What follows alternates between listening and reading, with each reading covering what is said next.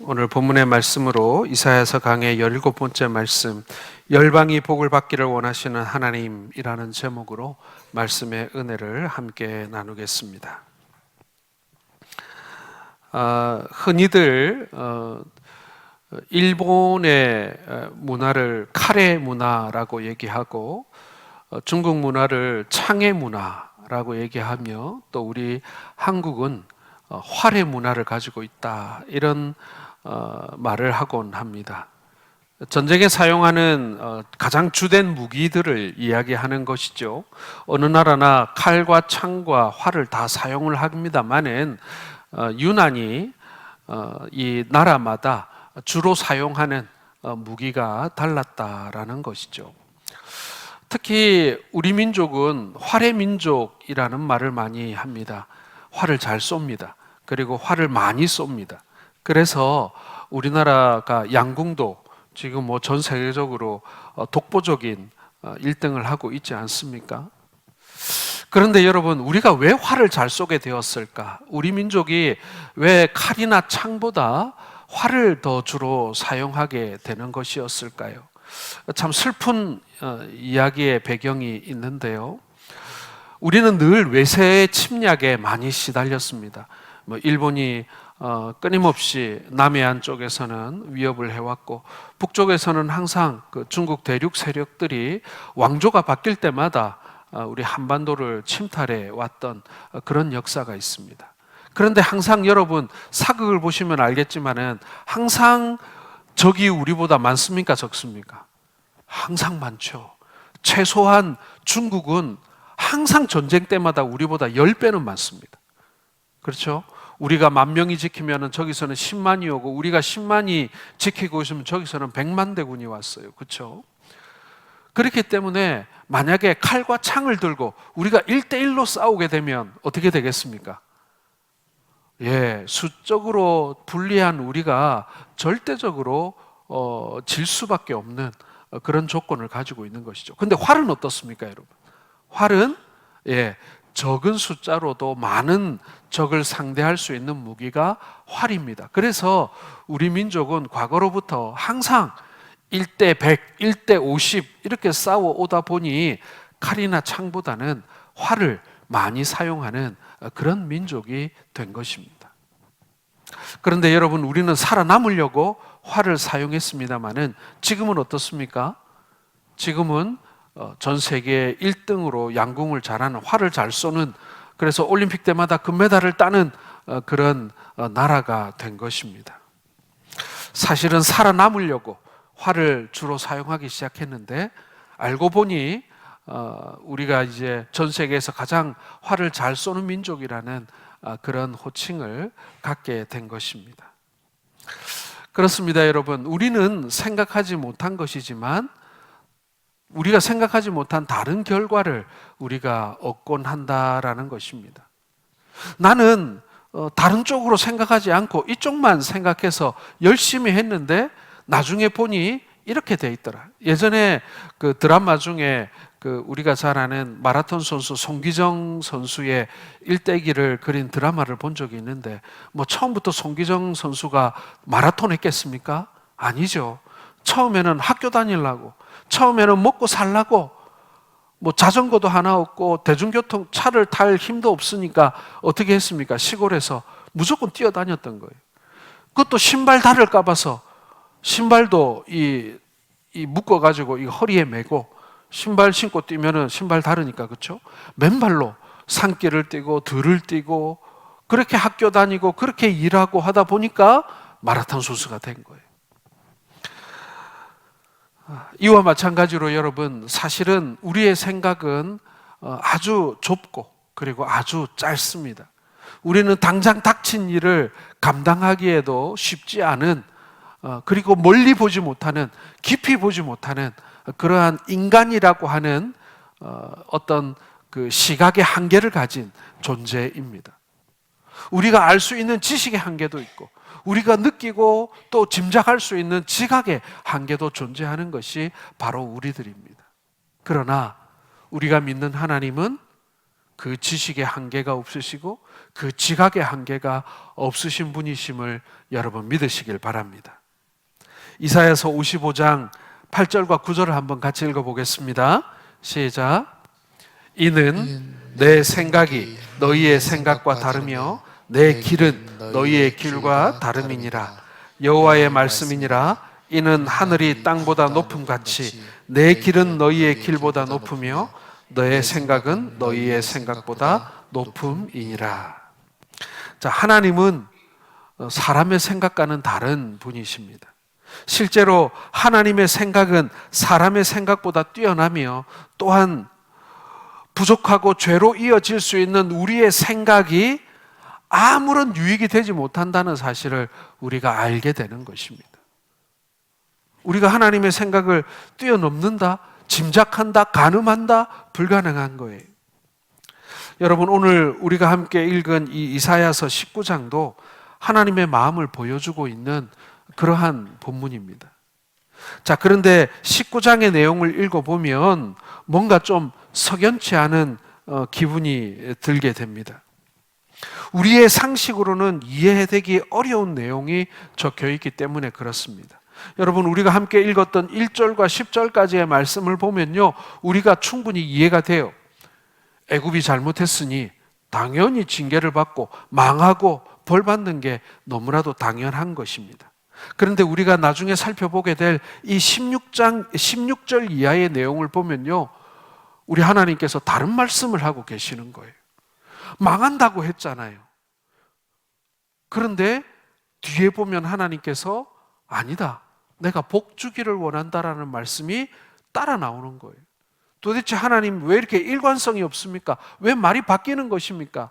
라고 생각될 수도 있습니다만은 여러분, 하나님의 마음이 어디에 있는지 우리가 알 필요가 있다라는 것입니다. 자, 우선 19장의 줄거리를 간략하게 말씀드리면요, 19장 처음에는 애굽에 대한 심판의 경고가 나옵니다. 우리가 읽었던 10절까지의 말씀 말입니다. 애굽이 어떻게 타락해가고 어떻게 쇠약해지고 망해갈 것인지에 대해서 말씀을 하고 계십니다. 그런데 19절부터 살펴보게 되면 이야기의 방향이 전혀 다른 방향으로 가고 있습니다. 19절에 보게 되면 애굽 땅 중앙에 여호와를 위한 제단이 생긴다고 말씀합니다. 여러분, 제단이 무엇입니까? 여호와를 위한 제단은 여호와를 경배하는 곳을 말하는 거예요. 다시 말해서 이 말씀 19절을 보게 되면 애굽을 심판하시는 가운데 하나님께 경배하는 자가 생겨난다라는 것입니다. 여러분, 애굽이 하나님의 징계를 받게 된다, 심판을 받게 된다라고 되어 있는데요, 그 심판받고 징계받는 가운데 하나님을 믿는 사람, 하나님을 예배하는 예배자가 그 애굽 땅에서 생겨난다라고 말씀하고 있는 것입니다. 그리고 25절을 보게 되면요, 함께 25절 한번 읽어보겠습니다. 이는 만군의 여호와께서 복 주시며 이르시되 내 백성 애굽이여, 내 손으로 지은 아수르여, 나의 기업 이스라엘이여, 복이 있을지어다 하실 것임이라. 여러분, 우리가 처음에 읽었던 1절에서 10절의 내용과 비교해 보자면 쉽게 이해가 되지 않는 그런 말씀입니다. 실컷 심판하시고 나서 나중에는 내 백성 애굽이여 복이 있을지어다라고 말씀하고 계시는 거예요. 우리의 상식에서 생각해 보자면 이 애굽이라는 나라는 도무지 하나님의 복에 들어갈 수가 없는 그런 민족, 그런 무리들 아닙니까? 애굽이 어떻게 이스라엘과 함께 복을 받을 수 있겠습니까? 바로 이러한 점들이 하나님의 마음이 어떤 것인가에 대해서 우리에게 말씀해 주고 계시는 거예요. 하나님의 생각은 사람의 생각과는 다르다고 말씀드렸지요. 사람의 기준에서 하나님을 이해하려고 하면 어느 것은 이해가 되다가도 결국에는 이해할 수 없는 한계에 우리가 부딪힐 때가 있다라는 것입니다. 그럼에도 여러분, 우리는 꾸준히 하나님의 생각과 하나님의 마음을 알아가야 합니다.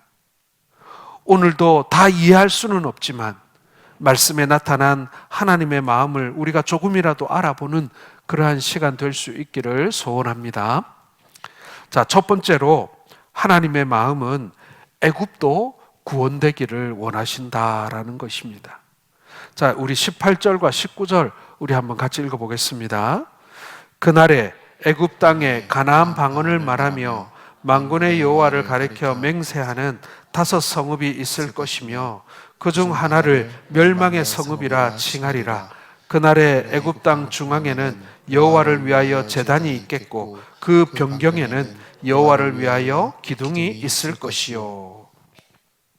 자, 선지자가 장차 애굽 사람들이 하나님을 알게 되고 하나님께 제물과 예물을 드리며 경배하게 된다라고 예언하고 있습니다. 여러분, 오늘 기도 인도하신 우리 현장로님하고도 제가 그런 얘기를 예배 들어오기 전에 좀 나눴습니다만은, 정말 집안에 예수 믿는 가족들 한 명도 없었는데, 그리고 내가 가족들한테, 친지들한테 전도도 하지도 못했는데 어느 날 가서 가족들을 만나보니 형님, 동생, 조카들이, 예수 믿는 사람들이 여럿 생겨난 것을 보면서 너무 감사했고 신기했다, 이런 말씀을 하시더라고요. 저도 그렇습니다. 저도 저희 집안에 참 예수 믿는 사람 저밖에 없었는데 몇 년 지나고 몇십 년 지나고 하다가 세월이 지나가 보니까 내가 전도하지도 않았던 다른 친척들이 예수를 믿고 있다라는 것을 알게 되었다라는 것입니다. 참 신기하다. 내가 씨를 뿌리지 않은 곳에서도 싹이 나고 이 꽃이 피고 있더라는 거예요. 그것은 무엇입니까, 여러분? 내가 씨앗이 되었지만 그것을 키우고 가꾸고 열매 맺는 분이 하나님이셨다. 나는 아무것도 하지 못했지만 하나님께서 알지 못하는 곳에서 여전히 쉬지 않고 일하고 계신다라는 것을 우리가 알게 되었다라는 것입니다. 여러분, 그렇습니다. 이 애굽인들이 하나님을 알게 되리라 누가 상상이나 할 수 있었겠습니까? 실제로 여러분, 애굽에는 지금도 기독교인들이 살고 있습니다. 우리가 알다시피 이 이집트는 무슬림 국가입니다. 종교 경찰이 있는 나라예요. 다른 종교를 가지고 있다는 것은 엄청난 핍박과 불이익과 그리고 고통을 감내해야 하는 그런 무슬림 국가입니다. 그런데 거기 가면 이 예수 믿는 사람들이 있어요. 아주 오랫동안, 수천 년 동안 예수를 믿은 사람들이 그 속에 섞여 살고 있습니다. 엄청난 핍박을 당하면서 말이죠. 이 애굽 사람들, 이 이집트 사람들의 그런 테러를 당하고 사회적으로 철저하게 고립되고 그리고 핍박받아서 이 아무데나 가서 살 수도 없고 좋은 직업도 얻을 수 없고, 그래서 이 사람들은 이 관광객들이 오면 이 손으로 만든 이 수공예품을 팔거나 아니면은 어떤 사람은 구걸하는 사람도 있어요. 그렇게 아주 어렵게 살고 있는 그리스도인들을 많이 보게 됩니다. 손이 잘리고 발이 잘리고 눈이 상해서 보지 못하고, 그런 사람들 다 그 무슬림들에게 테러를 당한 사람들이에요. 그런 사람들이 지금도 신앙을 지키고 살아가고 있는 것을 보게 되어집니다. 오늘 말씀에서 하신 이 예언이 실제로 이루어지고 있는 것을 알 수가 있는 거예요. 장차 애굽 땅에 가나안 방언 히브리어를 말하고 여호와의 이름으로 맹세하는 사람들이 사는 5개의 도시가 생겨나고 그 중에 하나는 멸망의 성읍이라 불릴 것이라고 말씀하고 있습니다. 애굽 땅 중앙에는 여호와를 기념하는 제단을 쌓게 되고, 애굽인들이 외부의 압박을 받게 될 때 하나님께 간구하면 하나님께서 징계를 가하심으로 돌아오게 하신다라고 말씀합니다. 쉽게 말씀드려서 이 애굽 사람들의 기도도 하나님이 들어주시겠다라는 것입니다. 이러한 예언을 통해서 애굽 사람들이 개종을 하고 하나님께 돌아와서 영적 축복을 누리게 된다라는 사실을 말씀하고 있는 것입니다. 여러분, 이거 너무 이상하지 않습니까? 어떻게 저 사람들이, 그 애굽 사람들이 하나님을 대적하여서 심판받아야 될, 그리고 성경 여기저기를 보면 항상 하나님 반대쪽에 서 있는 나라, 하나님 반대쪽에 서 있는 백성들로 이 애굽이 등장하고 있지 않습니까? 그런데 이들도 하나님께서 구원하기로 작정하셨다라는 것입니다. 여러분, 애굽은요, 성경에서 세상을 대표하는 나라입니다. 그래서 애굽은 항상 심판을 받아야 하는 나라로 그렇게 여겨지고 있습니다. 그런데 하나님은 애굽을 향한 또 다른 계획을 가지고 있었던 것입니다. 바로 애굽인들의 구원에 관한 일인 것이죠. 여러분, 우리가 세상을 이해할 때요, 항상 우리는 이분법적으로 세상을 바라볼 때가 많이 있습니다. 예를 들면 주위 사람들 모두를 적 아니면 아군, 둘 중에 하나로 우리는 규정합니다. 선이 아니면 악이고 흑이 아니면 백이고, 우리가 그런 판단을 내릴 때가 많이 있습니다. 이런 경향은 누구나 물론 생길 수도 있습니다만은, 문제는 어디에 있냐면요, 이런 거예요.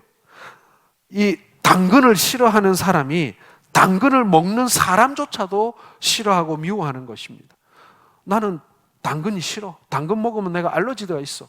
그래서 당근을 싫어해요. 그것까지는 이해가 돼요. 그러나 당근을 좋아하거나 당근을 먹는 다른 사람까지도 미워하고 싫어하게 되는 거예요. 그게 여러분 흑백 논리예요. 혹 우리는 그러고 있지 않습니까? 나와 성향이 다르고, 나와 성격이 다르고, 혹은 나와 종교가 다르고, 혹은 나와 정치적 신념이 다르다는 이유만으로 우리가 그 사람을 흑 아니면 백, 적 아니면 아군으로 우리가 판단하고 살아가고 있는 것은 아닙니까? 사람조차 싫어하고 있는 것은 아닙니까? 일단 싫다는 생각이 들면 뒤돌아볼 여지도 없고, 한번 아니라고 생각이 되면 완전히 아니라고 판단해 버리는 것입니다. 여러분, 이런 상태가 위험한 것은요, 매사를 흑백으로 나누고 단순화시킵니다. 그렇게 되면 여러분, 인간관계가 완전히 파괴돼 버리는 거예요. 사실 복음이 처음 전파될 때 이스라엘 사람들이 이해하지 못할 사건들이 벌어지게 됩니다. 그것은 뭐냐면요, 이방인들이 구원을 받는다는 소식을 들은 거예요. 여러분, 유대인들에게 이방인은요, 백 아니면 흑이었고 선 아니면 악이었습니다. 중간지대가 없어요.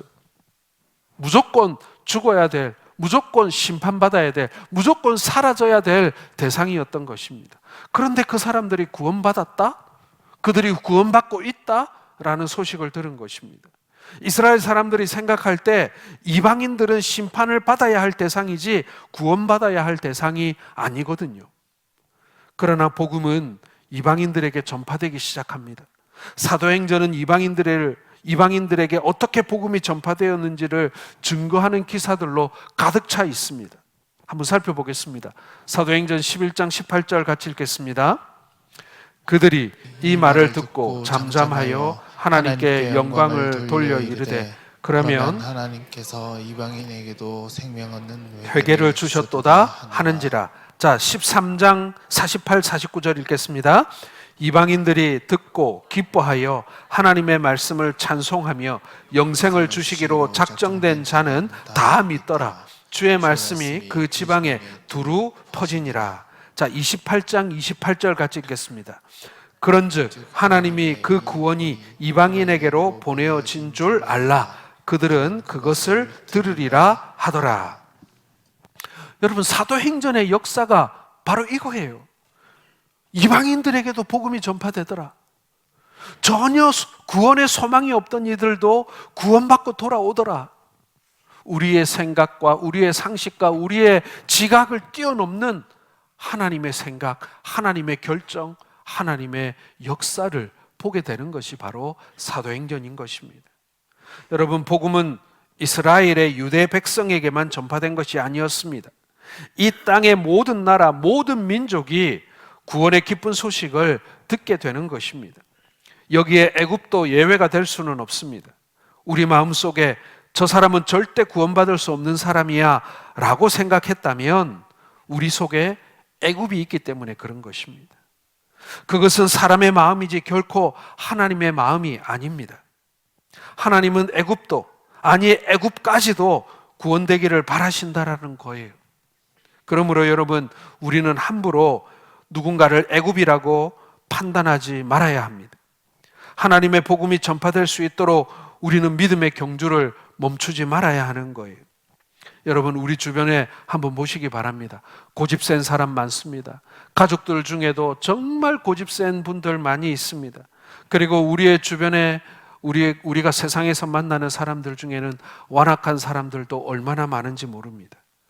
절대로 예수 안 믿을 것만 같은 사람, 내가 저 사람이 예수 믿으면 내가 손에 장을 지질 그런 사람들이 우리 주변에 얼마나 많은지 모릅니다.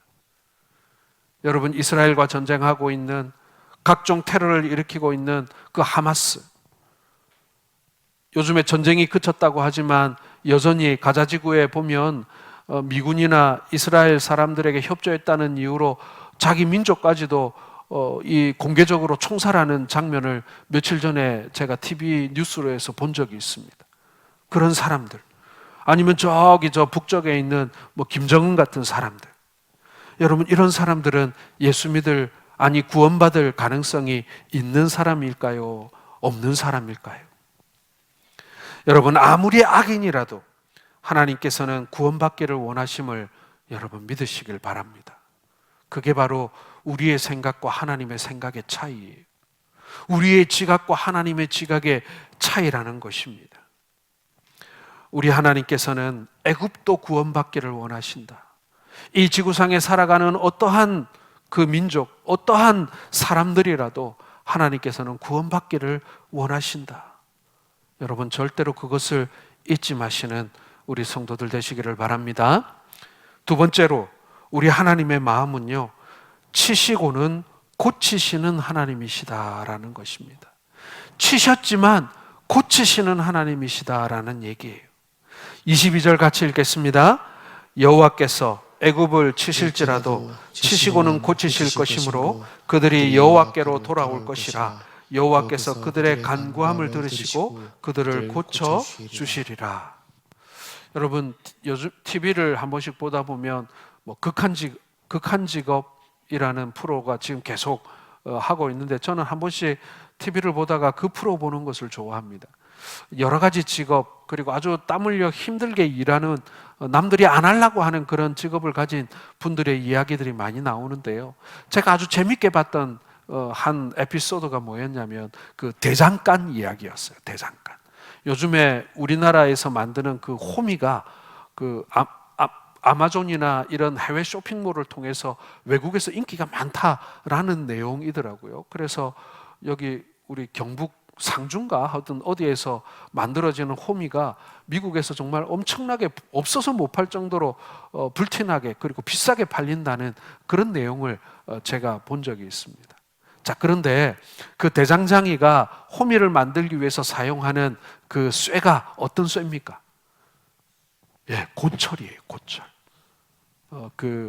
저 고물상에 가가지고 사람들이 버린, 그래서 빨갛게 녹이 슬어 있는, 이제 쓸모 없어 보이는 그런 고철들을 사다가 이 대장장이가 두들겨서 외국 사람들에게도 인기가 많은 호미를 만드는 그런 장면을 보았습니다. 여러분, 그 두들기는 그 순간을 보십시오. 얼마나 모질게 패는지 몰라요. 정말 수백 수천 번을 두들기더라고요. 그렇게 두들김으로 말미암아 하나님께서 고쳐 쓰시더라는 것입니다. 하나님께서 우리를 사용하실 때도요, 우리를 곱게 다듬어 가지고 쓰다듬어 가지고 사용하시는 것이 아니라 망치로 우리를 뜨거운 불에 달구고 망치로 수도 없이 이 두무질을 해가지고 우리를 고쳐 쓰시더라, 우리를 만들어 쓰시더라는 것입니다. 여러분, 예수를 믿지 않는 많은 사람들이 교회에서 어떤 상처를 받거나 고난을 당하면요, 믿음의 도를 버리고 다른 길로 찾아가는 것을 많이 보게 되어집니다. 하나님께서 두들겨 사용하시는 것을 잘 모르기 때문에 그래요. 하나님께서 치시고 고쳐 사용하시는 하나님이신 줄 많은 사람들이 잘 모르고 있다는 생각이 듭니다. 여러분, 많은 사람들이요, 우리 신앙, 기독교 신앙을 잘못 이해하고 있는 것을 보게 됩니다. 대표적인 예로 어떤 사업을 했던 집사님이 사업이 많이 어려워졌어요. 그래서 그 어려움 속에 온 가족이 함께 열심히 교회에 나와서 기도했습니다. 그럼에도 불구하고 결국에는 그 사업을 접을 수밖에 없었고 경제적인 어려움을 당하고 말았습니다. 그때 그 집사님이 교회를 버리고 신앙을 버리고 다른 길을 찾아 나선 그런 것을 제가 본 적이 있습니다. 기도를 통해 자기가 처한 어려움에서 벗어날 수 있었다. 벗어날 수 있는 것을 믿었습니다. 기도하면 다 넘어갈 수 있다고 생각했습니다. 왜냐하면 그렇게 가르치는 교회에서 신앙생활을 했기 때문에 그런 것입니다. 그런데 그렇게 열심히 기도했음에도 불구하고 사업은 오히려 망했습니다. 그때 이 기독교 신앙 엉터리다라고 판단하기에 이르렀던 것입니다. 아마도 대부분의 많은 사람들은 그분처럼 그렇게 판단했을지도 모르겠습니다. 하지만 여러분, 우리가 알아야 하는 것이 있습니다. 우리 하나님께서는요, 고쳐서 사용하신다라는 거예요. 절대로 쓰다듬고 그리고 또 어루만져 사용하시지 않는다는 거예요. 물론 그럴 때도 있습니다. 어루만져 주시고 쓰다듬어 주시고 격려해 주실 때도 있어요. 그러나 대부분 여러분, 우리가 모나고 구부러져 있기 때문에요, 하나님께서는 우리를 뜨거운 풀무불에 달구시고 그리고 망치로 열심히 두들겨서 우리를 곧게 펴서 우리를 쓸모있게 두드려서 그렇게 사용하신다라는 것입니다. 우리에게 어려움이 닥쳐올 때 하나님께서 나를 망치질 하신다라고 여러분 믿으시기를 바랍니다. 하나님께서 나를 지금 달구어서 말랑말랑하게 만들어서 지금 곧게 피고 계시는 과정이라고 여러분 믿으시기를 바랍니다. 그래야 우리가 사용될 수 있는 거예요. 지금 내 생긴 이 모양 요대로 하나님 그냥 어려움 없이 그냥 제 생긴 대로 사용해 주세요. 안 돼요, 여러분. 그렇게 될 것 같아요. 그렇게 만약에 우리가 쓰임받게 된다면요, 아마 우리 주변에 있는 사람들 다 상처 주고 다 엉망으로 관계 만들어버리고 그러고 끝날지도 몰라요. 그렇게 해서는 사용할 수가 없어요. 그래서 하나님께서는 우리를 두들기고 또 두들기고 두들겨서 모난 것 펴시고 구부러진 것 펴시고 그렇게 해서 우리를 사용하시는 것입니다. 욥기 5장 17절에서 19절 말씀을 한번 같이 읽어보겠습니다. 볼지어다 하나님께 징계받는 자에게는 복이 있나니 그런즉 너는 전능한 자의 징계를 업신여기지 말지니라. 하나님은 아프시게 하시다가 싸매시며 상하게 하시다가 그의 손으로 고치시나니 6가지 환난에서 너를 구원하시며 7가지 환난이라도 그 재앙이 내게 미치지 않게 하시며. 여러분, 하나님의 두드리심은요, 나를 사용하기 위한, 나를 다듬기 위한 하나님의 열심이기도 합니다. 그와 더불어서 우리 하나님께서는 그렇게 우리를 다듬어 사용하심으로 말미암아 환난 가운데 우리를 구하시는 하나님이시다 라고 말씀하고 계시는 것입니다. 여러분, 내가 생긴 요 모양 요대로 천국 갈 수 없습니다. 내 생긴 모양 요대로 하나님께 온전한 예배자로, 온전한 신앙인으로 그리고 설 수 없습니다. 하나님께서는요, 죄 많은 우리들을 끊임없이 두들기셔서 다듬으셔서 사용하신다라는 사실을 여러분 믿으시길 바랍니다. 성도가 당하는 징계나 고난이 하나님께로부터 왔음을 여러분 분명히 성경 말씀은 가르치고 있습니다. 중요한 것은 성도가 징계나 고난 중에서 그 징계나 고난이 하나님으로부터 왔음을 얼마나 깊이 인식하고 있느냐 하는 것입니다. 그 사실에 대한 깊은 인식이 없는 성도는 징계를 받거나 고난에 부딪혔을 때 하나님을 원망하고 하나님을 떠나게 되는 것입니다. 여러분, 그렇기 때문에 성도는 무엇보다도 그 징계나 고난의 근원이 하나님이심을 믿어야만 합니다. 그것들을 보다 적극적으로 수용하고 대처해 나갈 수 있어야 합니다. 하나님께서 나를 다듬어 가시는 과정이라는 사실을 믿어 의심치 말아야 하는 것입니다. 그리고 나를 이렇게 두들겨 사용하신 이후에 나를 어떻게 사용하실런지에 대한 기대가 있어야 한다라는 것입니다. 우리가 힘든 일을 당할수록, 어려운 일을 만날수록 하나님께서 어떻게 사용하시려고, 얼마나 크게 사용하시려고, 얼마나 귀하게 사용하시려고 이렇게 다듬어 가시나 라고 하는 여러분 기대가 있기를 주님의 이름으로 축원합니다. 욥이 고난을 당한 후에 하나님을 만났습니다. 욥기 42장 2절, 3절 그리고 5절의 말씀을 우리가 한번 같이 읽어보겠습니다. 주께서는 못하실 일이 없사오며 무슨 계획이든지 못 이루실 것이 없는 줄 아오니 무지한 말로 이치를 가르는 자가 누구입니까? 나는 깨닫지도 못한 일을 말하였고 스스로 알 수도 없고 헤아리기도 어려운 일을 말하였나이다 라고 회개했죠. 그리고 마지막 5절입니다. 내가 주께 대하여 귀로 듣기만 하였사오나 이제는 눈으로 주를 배움나이다. 아멘. 여러분, 우리가 고난과 연단을 당하는 중에 하나님을 만나게 됨을 믿으시길 바랍니다. 욥은요, 이 고난 중에 내가 하나님을 봤다라고 말하고 있어요. 여러분, 잘 되는 중에, 모든 것이 형통한 중에 하나님을 볼 수 있을 것 같습니까? 그렇지 않습니다. 우리가 고난의 순간, 어려움의 순간, 연단의 순간에 우리가 비로소 하나님을 만나게 되는 줄 믿으시길 바랍니다. 많은 사람들은요, 어려움을 당하게 되면 하나님 어디 있냐고 묻습니다. 하나님이 살아 계시냐고, 하나님이 계시다면 어떻게 나에게 이런 일이 일어나냐고 묻습니다. 그러나 신앙인은요, 그 연단의 순간 하나님을 만나게 되는 것입니다. 여러분, 행복하다고, 기쁘다고, 잘됐다고, 성공했다고 여러분 어디 기도원 가서 기도하러 가십니까? 새벽에 나와서 무릎 꿇으십니까? 아니죠. 어렵고 힘든 일을 만날 때 우리가 기도하러 많이 가지 않습니까? 저도 그렇습니다. 저도 어렵고 힘들 때 기도하러 가는 것 같아요. 그때 하나님 만나잖아요. 그래서 우리가 한번 살펴보자면 잘 될 때 하나님 잘 못 만나는 것 같아요. 그러나 어렵고 힘들 때 하나님을 발견하고 하나님을 만나게 되는 것입니다. 이처럼 성도는 고난이나 징계를 통해 신앙의 성숙을 이루어 갑니다. 고난 없이 신앙이 성숙할 수 있다. 그런 가르침은 속임수고 거짓말입니다. 신앙의 모든 위인들은 동일하게 고난을 통해 신앙의 성숙을 경험했습니다. 성도는 고난과 징계를 통해서 더욱 하나님을 알게 되고 또한 하나님의 백성으로서 인정받게 되는 것입니다. 호세아 선지자는 호세아서 6장 1절에 이렇게 말했습니다. 같이 읽겠습니다. 오라, 우리가 여호와께로 돌아가자. 여호와께서 우리를 찢으셨으나 도로 낫게 하실 것이요 우리를 치셨으나 싸매어 주실 것임이라.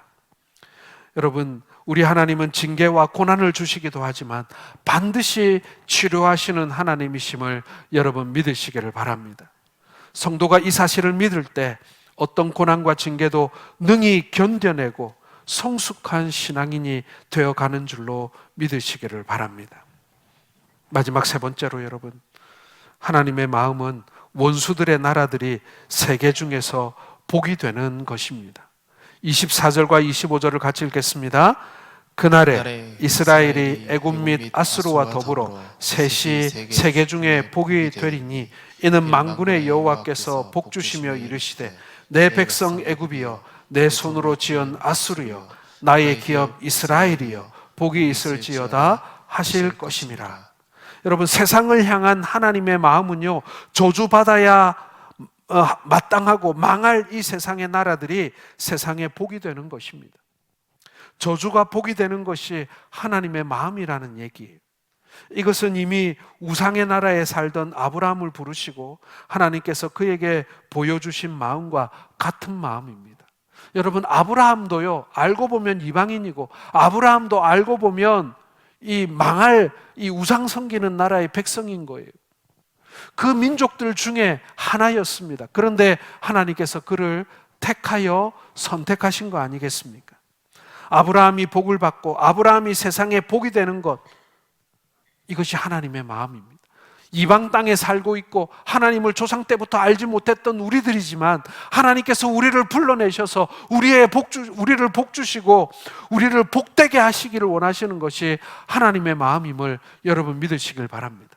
아무리 애굽이라도, 아무리 악한 자들이라도, 아무리 지금 하나님을 대적하고 있는 자들이라 할지라도 하나님께서 그들을 두들겨서 고쳐서 하나님의 복받는 백성 되게 만드시는 것이 하나님의 목표라는 사실을 여러분 믿으시길 바랍니다. 인류의 역사는 분열과 정복과 저주의 역사였습니다마는 하나님의 역사는 만남과 나눔과 축복의 역사입니다. 인류의 역사는 자기를 해롭게 한 사람들에게 저주의 폭탄을 투여하는 보복의 역사이지만 하나님의 역사는 자기를 반역한 원수들에게 용서와 사랑을 베푸시는 축복의 역사인 것입니다. 요즘에 우리나라 사람들이 싫어하는 나라 중에 아주 가장 싫어하는 나라가 아마 중국이 아닐까라는 생각을 하게 됩니다. 우리나라뿐만 아니라 전 세계 많은 사람들이 별로 좋아하지 않습니다. 그런데 중국에서 선교하고 계신 분들이나 중국 선교사님들에게 물어보세요. 중국을 어떻게 생각하냐고, 미워하고 저주하고 이 망할 민족이라고 생각하는지, 아니면 내가 생명을 바쳐서라도 구원 얻기까지 그들을 위하여 기도하고 그들을 위하여 희생할 마음이 있는 그러한 민족인지 한번 물어보세요. 아마 열의 열은 백의 백은 그 민족을 사랑하고 그 민족을 위해서 기도하고 그 민족을 위하여 죽을 그런 마음을 가지고 계실 것입니다. 사랑하는 성도 여러분, 하나님은 자기 백성이 아니던 애굽 사람을 나의 백성이라고 부르시고, 자기 손을 떠났던 아수르 사람들을 향하여 나의 손으로 지은 사람들이라고 부르시고, 선지자들을 죽이고 하나님을 배신했던 이스라엘을 향해서 나의 기업이라고 부르면서 그들을 복 주신다고, 그들에게 용서와 사랑과 축복의 하나님이 되어주신다라고 말씀하고 있습니다. 이렇게 저주받을 나라들이 복을 받고 세상에 복이 되는 것이 바로 하나님의 마음인 것입니다. 사랑하는 성도 여러분, 여러분들은 혹 주변에 있는 형제들을 혹은 주변에 있는 사람들을 정말 미워하고 계시지는 않습니까? 혹은 저 사람은 절대로 구원받을 수 없다라고 우리는 선을 그어놓고 있지는 않습니까? 저 나라는 절대로 예수 믿을 수가 없는 종족들이라고 우리가 생각하고 있지는 않습니까? 세상에 그런 사람, 그런 민족, 그런 나라는 없습니다. 우리가 믿는 하나님은 우리의 상상을 뛰어넘는 분이십니다. 하나님의 마음의 깊이와 높이와 넓이는 사람들이 헤아릴 수 없습니다. 인간의 마음으로 하나님의 마음을 이해할 수가 없다는 얘기입니다. 오늘 우리에게 주신 말씀이 바로 그런 말씀인 것입니다. 사랑하는 성도 여러분, 그러므로 우리는 어떻게 해야 할까요? 네, 하나님의 마음, 아버지의 마음을 알아가야죠. 그분의 마음을 닮아가야죠. 그분의 눈으로 우리도 세상을 보려고 노력해야죠.